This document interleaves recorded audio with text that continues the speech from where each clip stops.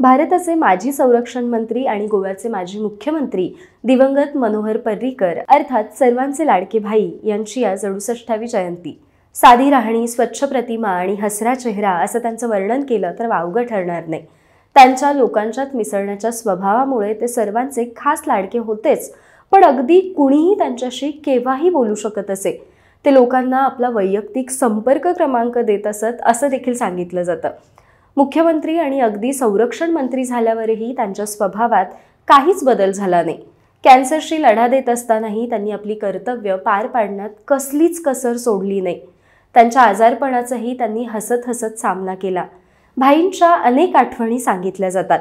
मुळात भाईंना राजकारणात यायचंच नव्हतं, पण अगदी आग्रहाने त्यांना राजकारणात आणलं गेलं।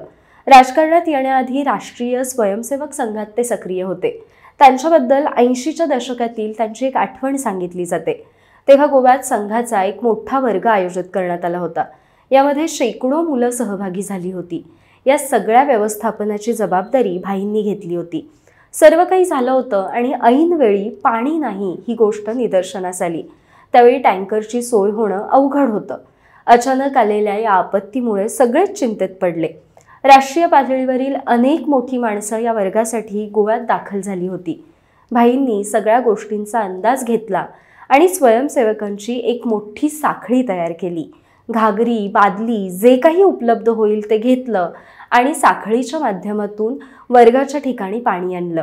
त्यांच्या या समयसूचकतेचं राष्ट्रीय पातळीवर कौतुक झालं आणि भाई सर्वांच्या नजरेत आले। पुढे जाऊन त्यांनी गोवा आणि देशाच्या विकासाच्या दृष्टीने जे निर्णय घेतले त्याची झलकच जणू या प्रसंगातून आली।